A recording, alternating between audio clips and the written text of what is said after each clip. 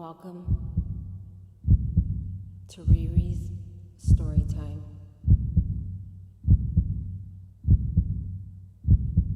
Today we'll be discussing Roy Joe McCaleb, who was born on September 3rd, 1934, in Baytown, Harris County, Texas.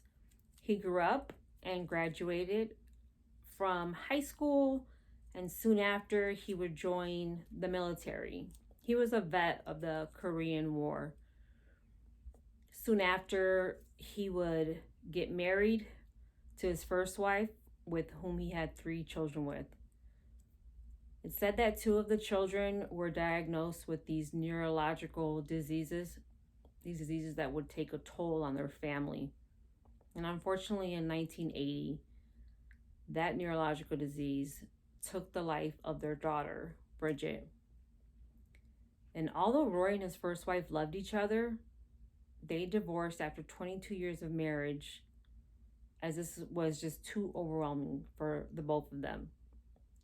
Roy's sister-in-law believes that if the children were not severely ill, they would have stayed married. Now, when it came to their other child who had the same diagnosis, their son Alton, he eventually had lost his ability to walk and ended up in a wheelchair. Even though Roy went through all of this heartbreak, he found himself taking a chance on love again. Roy was single. He owned his own home. He had a good job as a foreman and wasn't too bad on the eyes, they say. So one morning he was headed to work, and this is when his brother would introduce him to an employee who worked at the front office. Her name, Carolyn Sue Smith Crisen. After flirting had went on, Roy asked her on a date, and soon after that relationship quickly picked up. They fell in love quickly during that honeymoon phase. Shortly after, Roy asked Carolyn and her son to move into his home. And then they proceeded on them getting married in 1984.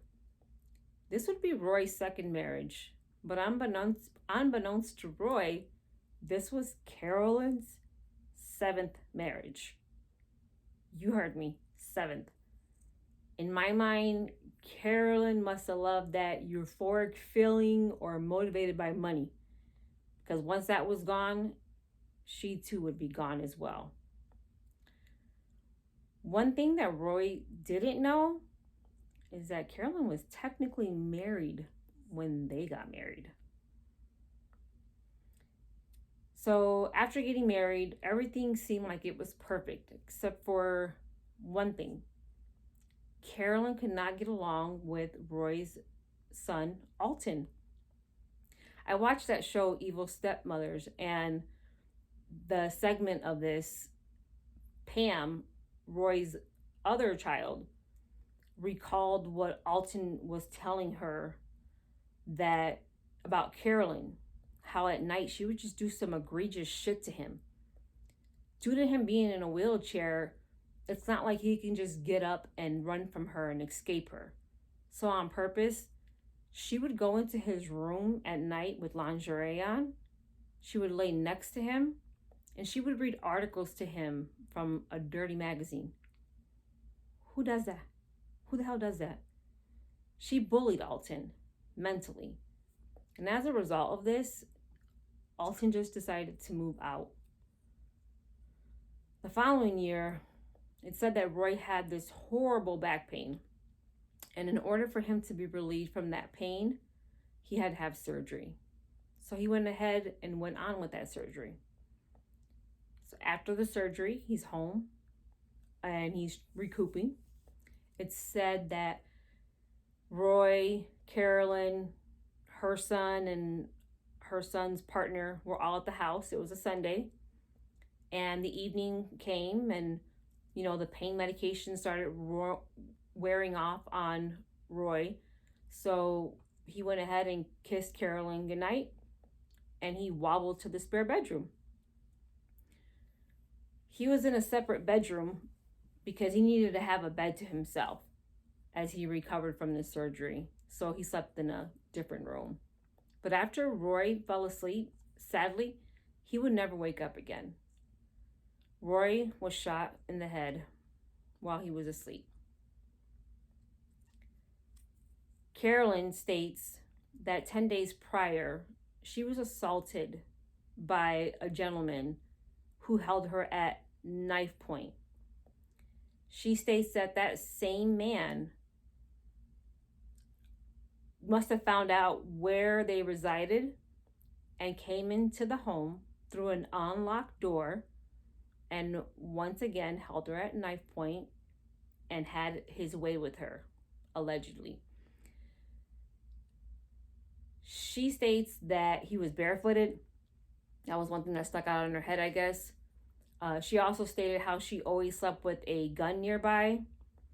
So while this intruder was having his way with her, he saw the .38 caliber, grabbed it, and supposedly ran to the room where Roy was at, resting,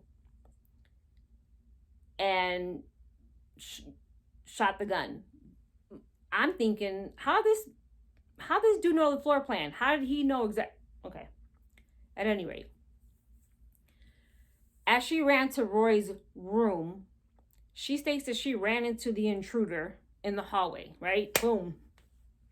And that this made him drop the gun, and that she quickly grabbed that gun and shot it twice towards him as he fled the scene.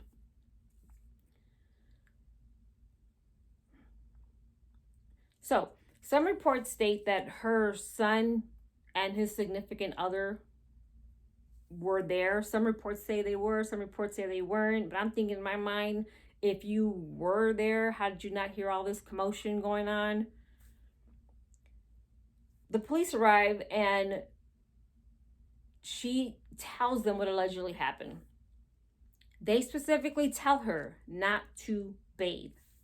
I'm assuming they wanted to do a rape test or something to that manner, take DNA, something. So she went to the hospital, and Roy was pronounced dead. She came home and she took a shower. I find that very alarming. Police did their investigation. They can't find any footprints. The son and his partner said they didn't hear anything. They couldn't find anybody based on the description that Carolyn gave them. So they quickly turned their investigation towards her. But unfortunately, after completing their investigation, the police and the district attorney's office thought that there wasn't enough evidence to convict her of murder. But they did charge her with something. Bigamy. But reports state that too. That would be dropped. Life went on, and Carolyn got remarried. Yeah, husband number 8. She even got a job at the Houston PD where 2 of her sons would become police officers.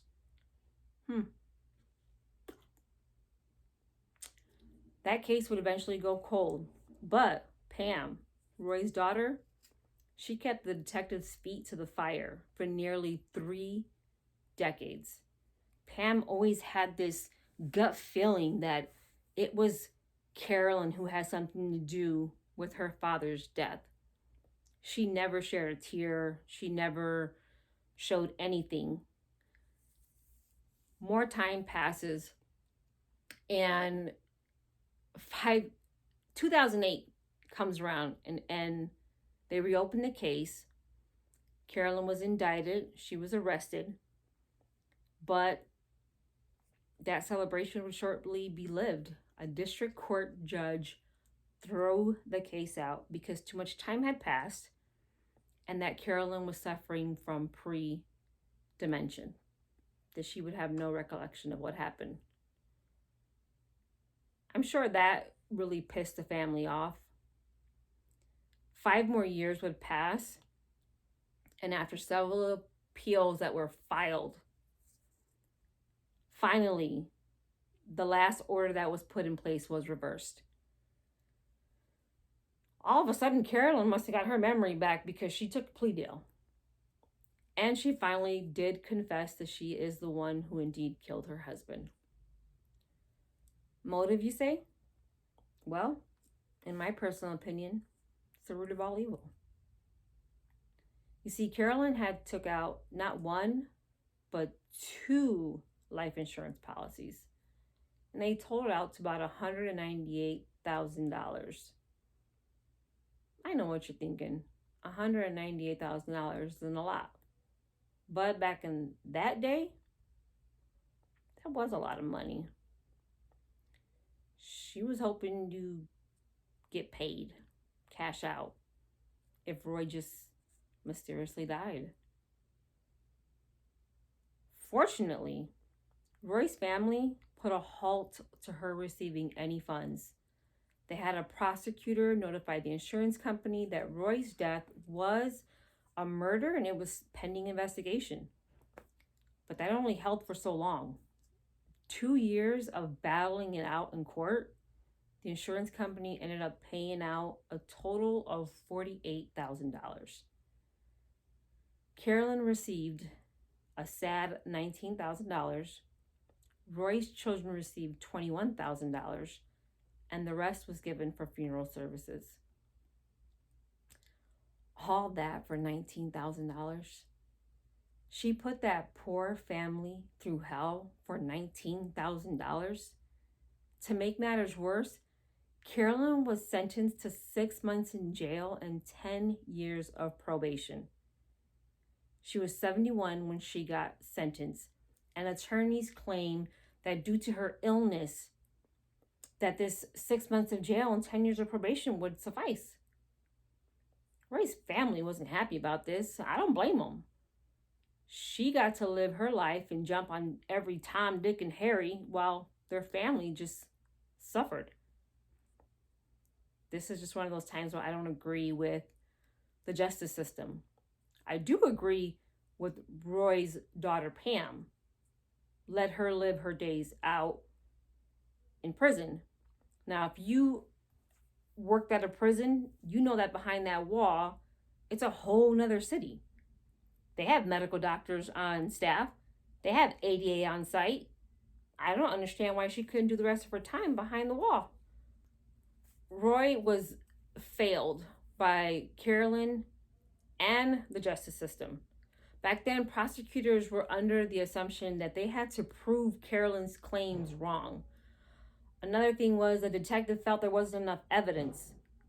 Meanwhile, time just kept going, and people who were involved in this case either moved away or they passed. They were dealing with statutes of limitations, standards of review, the delay of the charges, the due process analysis, the list just goes on. But one thing that these people can't get away from is answering to a higher power. Again, thank you for spending your time with me. I ask that you like and subscribe down below. And like I always say, don't let anyone steal your joy.